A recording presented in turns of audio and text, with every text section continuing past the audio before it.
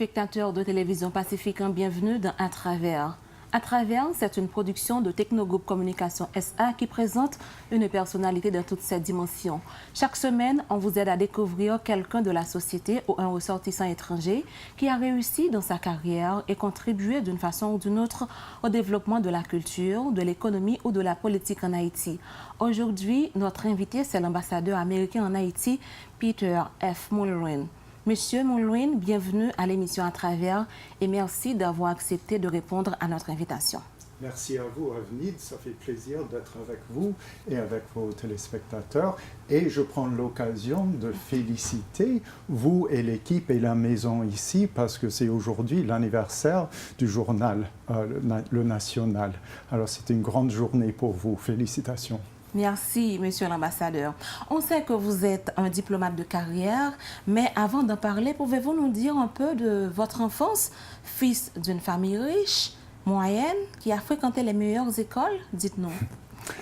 Non, je suis d'une famille de la classe moyenne. En fait, mon père était des origines très modestes, mais qui a travaillé pendant toute sa vie. Et on vivait bien, mais on était loin d'être riche. Par contre, c'est vrai que moi et mes sœurs, nous sommes allés à de bonnes écoles parce que mes parents insistaient beaucoup sur l'éducation. Alors c'est comme ça qu'on est tous arrivés à avoir une éducation très élevée. Vous êtes d'une famille de combien d'enfants? 4 enfants, 3 sœurs et moi. Vous êtes l'aîné? Non, je suis le petit. Ah, le le petit garçon. Oui, voilà. Voilà. Dites-nous quel genre d'élève vous étiez, turbulent, cool ou très studieux, monsieur l'ambassadeur? C'est pas à moi de me décrire comme cool, mais je dirais plutôt que j'étais ni turbulent ni hyper studieux. Ok. Vous aviez choisi votre filière professionnelle depuis les petites classes ou c'est à la fin de vos études classiques? Quelqu'un vous avait aidé dans ce choix? C'était plutôt... Ma filière professionnelle, c'est venu après. Ce qui m'a poussé dans cette direction, c'était plutôt que j'étais toujours fasciné par le voyage des cultures différentes, etc. Alors, quand je suis allé à l'université, j'ai commencé avec sciences politiques, mais après, je me suis spécialisé dans les relations internationales. Puis, c'était par le pratique. J'ai rencontré ma femme au Maroc. En fait, on était tous les deux enseignants dans un lycée et on a fait plusieurs pays en tant qu'enseignant. Et finalement, j'ai décidé de passer le concours pour le service diplomatique. Ok, mais décrivez-nous un peu votre adolescence. Oh, j'avais une adolescence très heureuse. C'était intéressant pour l'époque parce que moi, mon adolescence, c'était plutôt les années 70. Alors, après, j'ai vécu comme tout petit les années 60, qui étaient un peu turbulents au niveau de la libération sociale, mais aussi la guerre de Vietnam. Alors que pour moi, arrivé à l'adolescence, c'était moins turbulent. On a profité, si vous voulez, des libertés sociales qui avaient été déclenchées par nos prédécesseurs, mais il n'y avait pas cette tension de la guerre. Alors c'était plutôt une période heureuse. Et comment les jeunes voyaient la vie à l'époque? Les loisirs, c'était quoi? Pour moi, personnellement, les loisirs étaient tout d'abord la musique. J'étais chanteur assez sérieux, classique, et un peu de piano, mais le sport aussi. J'ai fait beaucoup de sport au lycée et un peu à l'université aussi. Mais c'était, comme je vous l'avais dit, c'était une période où on était assez apaisé. C'était un bon moment pour prendre le temps de vivre. Vous jouez toujours au piano? Je joue à la maison tout seul au piano, mais oui, c'est toujours une distraction pour moi. Voilà. Vous trouvez la différence assez profonde entre le jeune que vous étiez et celui d'aujourd'hui? J'ai 2 filles de 25 et 21 ans et je les regarde Et on peut comparer avec mon adolescence et je trouve que c'est plus difficile pour elle. Pour nous, je pense que non seulement est-ce qu'on avait un peu le loisir de faire beaucoup de choses, mais il y avait moins de pression. J'ai l'impression que les jeunes maintenant, il y a moins d'emplois, il faut avoir plus de qualifications pour trouver les emplois. Il y a beaucoup plus de pression. En plus, il y a la technologie. Nous, c'était avant la révolution informatique, ce qui était mauvais d'un côté parce qu'on avait accès à moins d'informations, mais on avait le temps de soupirer et de vraiment réfléchir et de vivre le présent. On sait que vous étiez professeur au Japon et en Chine, transition élève-professeur. On va en parler tout de suite après la pause. Très bien. Chers téléspectateurs, le moment est arrivé d'observer une première pause à l'émission. Toute l'équipe vous revient après la pause.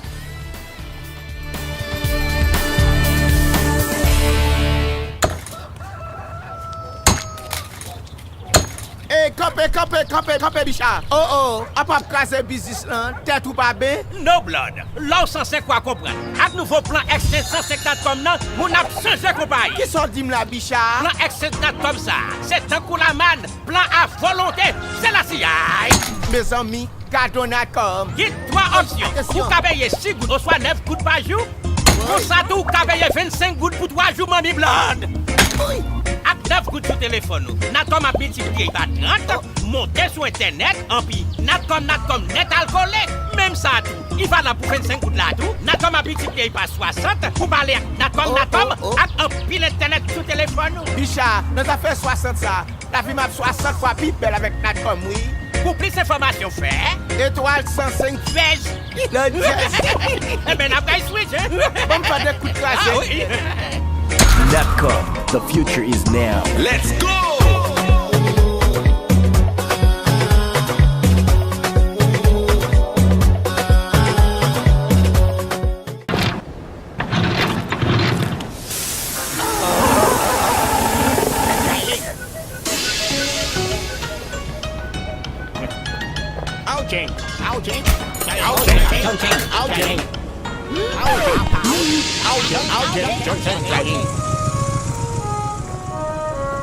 Si ce qu'on a acheté, fait acheter motoboxeur.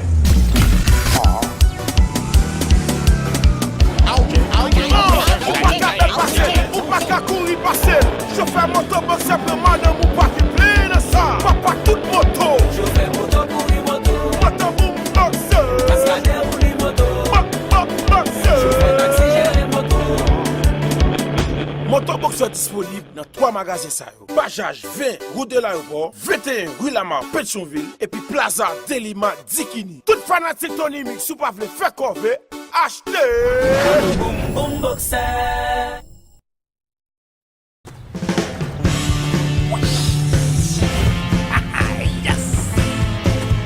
Sexy, nous bral bien viré border. Sexy, apportez jeune chevalet avec. Oh, t'es quoi me tout ça? Pour bagaille. L'autre choume c'est elle, l'homme dans. Il y a toute dernière technologie. Ou ka connecter USB, iPod, iPhone. Il y a Bluetooth, elle a une radio touchscreen. Il court soit même sur route qui passe stable parce que la suspension renforcée. Il y a une transmission automatique 6 vitesses avec le turbo tête charge. Montez ça, regardez, toute route plate, toute tête molle. C'est pour yo, sexy, sorti pour Chevrolet Colorado.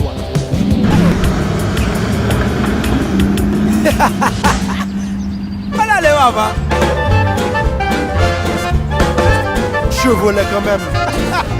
Chevrolet Colorado, plus solide pour wash.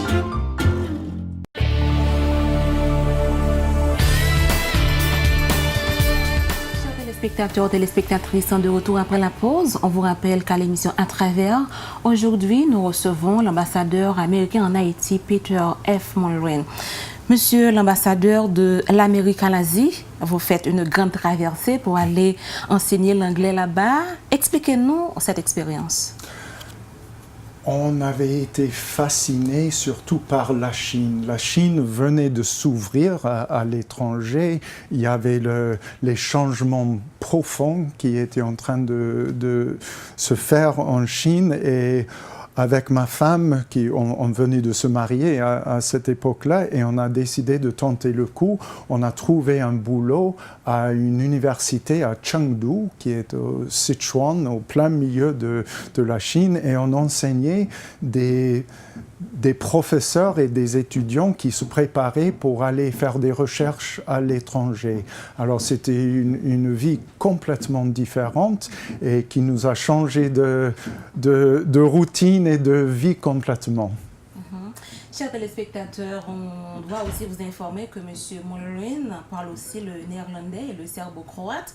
Félicitations, Monsieur l'ambassadeur. Oh, merci. C'était en fait mon seul regret jusqu'à maintenant en Haïti, c'est de ne pas parler le créole. Je le comprends assez bien maintenant, mais je trouve que sans parler une langue, on n'arrive pas à vraiment comprendre et se plonger dans un pays. Alors on a toujours fait de notre mieux, même en Chine par exemple, de parler au moins le minimum pour faire le marché, pour pouvoir voyager. Mais après, ça fait partie de notre processus dans le corps diplomatique américain qu'on prépare des gens avec des langues. Alors, avant d'aller en Yougoslavie, on a appris le serbo-croate, et avant d'aller aux Pays-Bas, on a appris le néerlandais. Et on a une expérience complètement différente comme ça. Et j'espère avant même la fin de votre mission en Haïti, vous arriverez à parler le créole. Moi, je l'espère vivement. D'accord. En 1981, vous avez décroché votre diplôme en sciences politiques à Harvard University aux États-Unis d'Amérique. On a comme l'impression que vous avez débuté votre carrière en Yougoslavie. Vous étiez aussi en Inde, à Washington DC, à La Haye. Je vois que vous avez affecté en Europe et vous aviez passé 4 ans à Bruxelles, en Belgique. Parlez-nous de cette expérience. Oui, toute l'expérience était formidable pour nous de voir de différents pays, mais d'avoir d'autres expériences diplomatiques aussi dans ces différents pays. La Belgique et Bruxelles étaient un poste particulièrement cher pour nous parce que d'abord j'ai passé une année en tant que diplomate d'échange. J'ai travaillé pour la Commission européenne pendant un an et apprendre une institution de dedans. Et après, pendant 3 ans, j'étais à la mission des États-Unis auprès de la Commission européenne. Ça m'a changé l'expérience complètement pour mieux comprendre comment il marchait et comment travailler avec l'Europe. C'était un moment très excitant en Europe. Ils avaient créé la politique extérieure commune à cette époque-là et j'avais le grand plaisir de le débuter avec eux. L'expérience était enrichissante. Absolument. C'était non seulement de voir comment l'Europe essayait de créer un tout de tous les pays qui existaient déjà, mais de faire encore mieux, de donner du poids à leur politique extérieure, de vraiment rassembler leurs valeurs et tout ce qu'ils avaient à apporter à l'international et le faire d'une façon organisée et efficace. C'était une expérience à voir. Super. Vous aviez travaillé également au département d'État. Dites-nous en quoi consistait votre travail au département d'État en tant qu'assistant directeur du Bureau pour la promotion des droits humains et de la démocratie. Et pendant combien de temps aviez-vous occupé ce poste? Pourriez-vous nous faire un petit bilan? Oui, c'était au Bureau des droits de l'homme et de la démocratie. Et mon bureau s'occupait du Moyen-Orient et de l'Asie centrale. Surtout beaucoup du Moyen-Orient parce que on avait un changement de politique envers la région à cette époque-là pour promouvoir des réformes, surtout démocratiques à cette époque-là. Alors j'ai pu non seulement formuler notre politique en ce qui concernait les droits de l'homme et la démocratie pour cette région, mais voyager et après cela, j'ai été choisi pour être directeur régional pour le Moyen-Orient, pour la promotion des réformes démocratiques. Vous étiez conseiller pour les questions relatives aux réfugiés et à la migration à la mission américaine auprès des Nations Unies à Genève. Comment comprenez-vous la situation des réfugiés syriens actuellement? La situation en Syrie est tragique et surtout pour les réfugiés. Il y en a 5 millions maintenant dans les pays voisins et de plus en plus qui essaient d'aller en Europe aussi. Ce qui est tragique dans tout cela, c'est qu'il y a 6 ans, 7 ans, la Syrie était un pays de revenus moyens avec une belle infrastructure, un peuple bien éduqué, très sophistiqué. Et maintenant, 6 ans après, ils se retrouvent non seulement avec le pays presque détruit, mais ils ont déjà perdu une génération de jeunes parmi ces réfugiés. Et le temps qu'il faudra pour reconstruire le pays, ça fera 2 générations de perdus qui n'étaient pas du tout nécessaires. Pour avoir été à un tel poste auprès des Nations Unies, auriez-vous une idée sur la relation haïtiano-dominicaine à ce niveau? Oui, les relations entre Haïti et la République dominicaine, il y a un aspect migratoire comme pour des réfugiés, mais je pense que c'est un peu plus profond que ça. C'est une question de relation entre voisins. Et je dis ça parce que souvent, quand je regarde le problème, les problèmes qu'affrontent les 2 pays, je pense à comment ont été nos relations il y a 50 ans avec le Mexique. On avait des problèmes similaires, migratoires, importation, des choses comme ça. Et quand je vois où on en est maintenant avec nos relations avec le Mexique, ça donne de l'espoir. Mais ce qu'il faut pour faire face à ces problèmes, pour les résoudre, c'est un dialogue continu, calme. Il faut qu'on se parle en tant qu'adultes et en prenant sujet par sujet ce qui est faisable, ce qui est possible. Parce que je pense que pour nous, avec le Mexique, quand ça a changé, c'était le moment où on a réalisé, comme les 2 pays, qu'on avait besoin l'un de l'autre. Et je pense que c'est votre cas aussi. Vous, de toute façon, vous êtes sur la même île, vous n'avez pas de choix d'être voisins, vous êtes là, et je pense que vous avez besoin l'un de l'autre et vous avez des possibilités d'enrichir l'un l'autre aussi. Et qu'en pensez-vous des élections qui viennent de se dérouler en République dominicaine? Je n'ai vu que des résultats partiels ce matin. Ça avait l'air d'assez bien se dérouler et ils attendent, je pense, que les résultats définitifs aujourd'hui. Okay. Vous êtes réputé pour un expert des Balkans, du Moyen-Orient, des questions de reconstruction dans les situations d'après-conflit.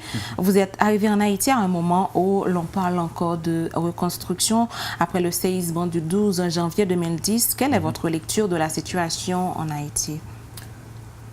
Je pense que maintenant, en 2016, on se retrouve peut-être où Haïti a été 1 an, 2 ans avant le tremblement de terre. Je pense que la plus grande reconstruction, réhabilitation a été faite maintenant.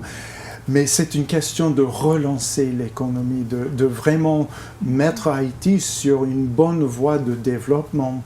Et pour cela, c'est plus une question de reconstruction, de faire venir des matériels. C'est une question de réforme, de refaire des institutions d'une façon assez fondamentale. Il y a l'état de droit, il y a des réformes clés des lois, du secteur de l'énergie, des choses qui doivent se passer avant qu'Haïti puisse vraiment se remettre sur cette bonne voie. Je pense que Haïti doit faire face à des questions fondamentales, souvent politiques, pour se préparer pour ce relancement économique, parce que pour créer les boulots, pour l'emploi, les revenus, il faut avoir les institutions en place. Pour ça, il faut s'affronter à la corruption, il faut s'affronter au système judiciaire qui ne marche pas très bien. Il faut montrer aux investisseurs que Haïti vraiment les souhaite le bienvenu et est prête à créer des emplois et prête à travailler. Est-ce que les États-Unis sont prêts à aider Haïti dans cette relance économique dont vous venez de parler? Absolument. Nous avons un partenariat de longue date et un engagement à long terme. Notre engagement est substantiel, non seulement sur le plan financier, mais aussi sur le plan politique. Nous voyons nos relations comme un vrai partenariat. Un partenariat basé sur un respect mutuel et une responsabilité mutuelle. Nous sommes prêts à investir non seulement financièrement, mais politiquement dans l'avenir d'Haïti. Quand vous voyez nos relations, c'est pas juste, moi je m'occupe des relations entre nos deux gouvernements, mais il faut regarder tout ce qu'il y a au-dessous de cela. C'est les peuples, c'est les échanges de familles. Il y a des millions d'Haïtiens qui habitent aux États-Unis. C'est le commerce, c'est la culture. Les liens sont très très forts entre nos deux pays. Il y a 10% de ce pays qui détient un visa pour aller aux États-Unis. C'est énorme. Alors les relations qui sont la fondation de notre partenariat sont très très fortes. Vous êtes certes prêt à aider Haïti dans cette relance économique, mais est-ce que la situation politique qui prévaut en Haïti ne vous fait pas peur? Ça ne fait pas peur, mais ça nous fait un peu de frustration quand même, parce que cette situation de ce blocage politique dure, si on veut être honnête, depuis plus de 2 ans. On parle depuis le 7 février, mais en fait, même 2 ans avant, la classe politique ne s'occupe que de la politique. Et pour nous, pour aider, pour faire avancer nos relations, il faut avoir un vrai partenaire en face. Et ça veut dire un gouvernement, un président élu, un parlement qui s'occupe de plus que le tourbillon politique. Il y a tellement de défis ces jours-ci en Haïti. Il y a le défi économique, il y a la sécheresse, il y a le Zika, il y a la gourde qui est en pleine chute depuis plus de 6 mois. Et pour vraiment faire face à ces problèmes, nous, les États-Unis et la communauté internationale, nous sommes prêts à le faire, mais il faut avoir un partenaire à plein temps avec nous. Il faut qu'il y ait aussi une certaine stabilité politique dans le pays. Absolument. Okay. C'est pour cela que nous souhaitons voir les élections crédibles et bien aussitôt que possible pour créer cette stabilité. L'ambassade américaine en Haïti a toujours dominé l'histoire politique nationale comme étant l'endroit où nos politiciens viennent chercher, assurer leur pouvoir, ne serait-il pas l'occasion de préciser cela une bonne fois pour toutes, monsieur l'ambassadeur? Oh, je pense que peut-être on exagère un peu le rôle que joue l'ambassade ou l'ambassadeur.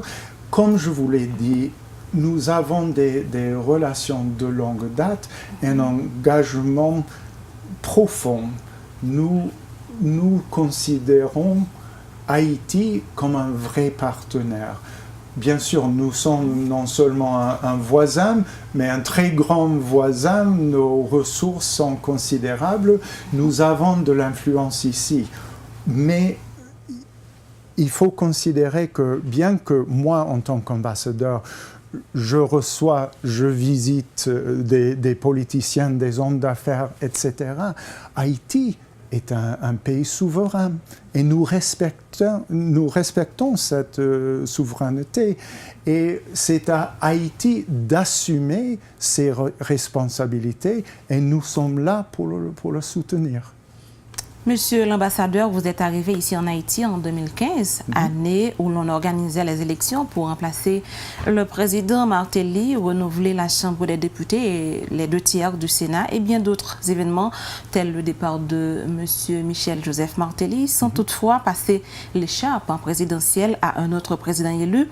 Jusqu'ici, en quoi consiste l'accompagnement de votre pays pour aider le pays à sortir de cette situation à n'en plus finir?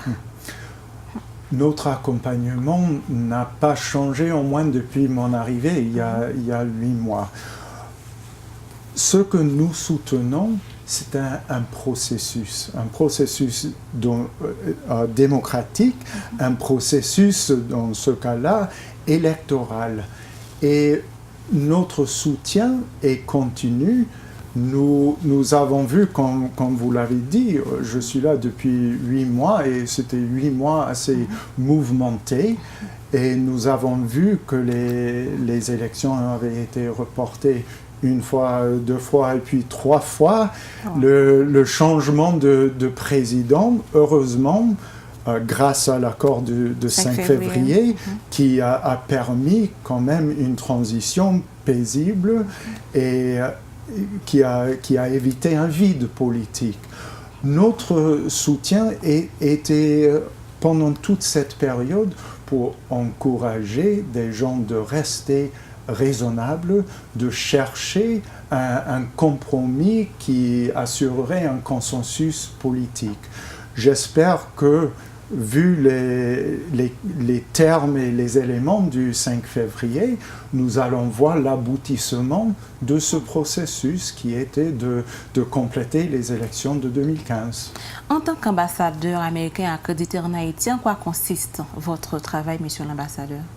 Oh, mon travail est vaste, mais il y a plusieurs éléments à mon travail. D'abord, c'est moi, le représentant du président Obama, pour assurer les relations avec le gouvernement haïtien. Alors, j'ai des réunions régulières avec le président, le premier ministre, les ministres, les 2 chambres de parlement, les autres instances judiciaires, etc. Ça, c'est le côté officiel, gouvernement à gouvernement. Il y a un autre côté qui est toute notre programmation d'assistance ici, qui est considérable. 4 milliards de dollars depuis le tremblement de terre. Alors, c'est non seulement d'aller visiter, de voir sur le terrain ce qui se passe, ce qu'on arrive à soutenir, les progrès faits, mais essayer de faire la stratégie pour les années à venir. Quelles seront les priorités? Et finalement, notre grande préoccupation partout dans le monde, dans toutes les ambassades, c'est les citoyens américains et leur bien-être, leur façon d'être bien installé ou en tant que touriste, d'être sûr et en bon état ici. On s'occupe bien de nos citoyens. Ces 4 milliards de dollars proviennent des États-Unis d'Amérique? Oui, depuis le tremblement de terre, on avait un volet de 4 milliards de dollars. Il y avait, je pense que 1,7 milliard d'assistance humanitaire immédiate après le tremblement de terre et 2,3 milliards sur des projets à plus long terme. Et jusqu'ici, vous êtes satisfait de votre travail en Haïti, 8 mois après? 8 mois après, je trouve que selon le jour, parfois j'avais l'impression que ça allait lentement, mais quand je vois que déjà 8 mois sont passés, je vois que ça va vite.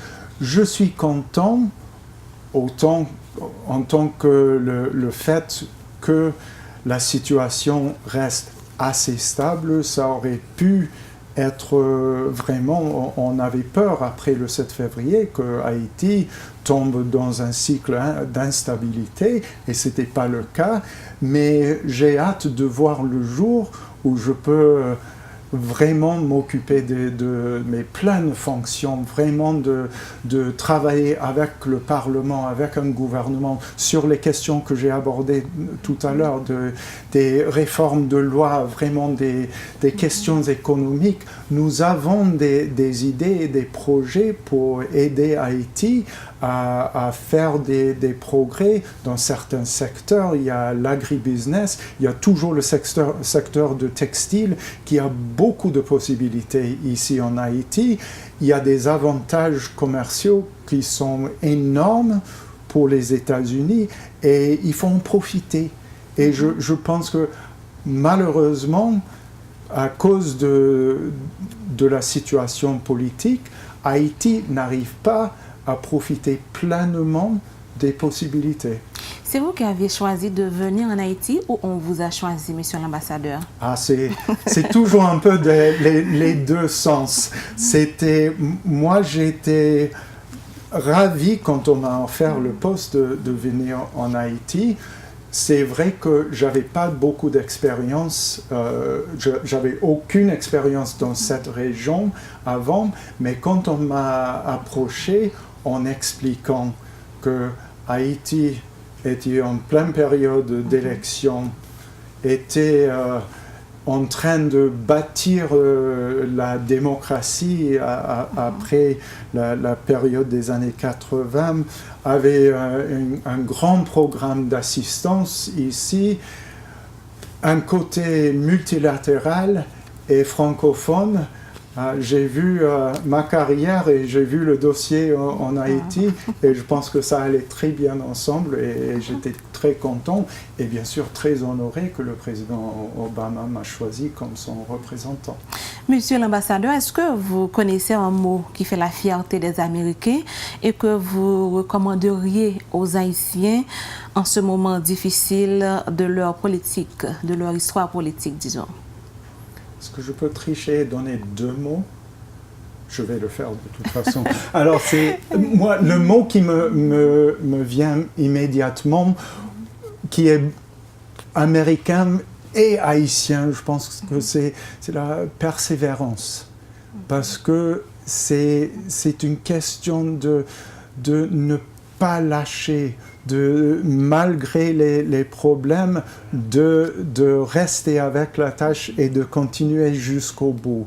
Mais le mot américain qui va avec ça, c'est l'optimisme. Parce que je trouve que c'est ce qui est très spécial chez les Américains. Ils sont bosseurs, ils travaillent, ils ne lâchent pas, mais ils sont toujours optimistes. Ils ont l'impression que s'ils travaillent dur et ils mettent vraiment tout ce qu'ils ont là-dedans, ils vont réussir. Alors, je vois que les Haïtiens, la persévérance, c'est absolument le cas pour les Haïtiens. Mais ce que je vois aussi, les Haïtiens aux États-Unis, ils font les deux. Et ils ont beaucoup de succès. Les Haïtiens, donner les possibilités de réussir, ils réussissent énormément. Ils vous regardent en ce moment. Ah, bon, alors, il faut réussir. Mais c'est ça, je pense que c'est l'ensemble de continuer, ne pas lâcher, persévérer, mais aussi de ne pas perdre l'espoir, être optimiste. Monsieur l'ambassadeur, avant de refermer l'émission, comment voyez-vous le projet de Technogroup Communication SA qui dispose de 3 médias, Radio Pacifique, Télé Pacifique et le Journal Le National?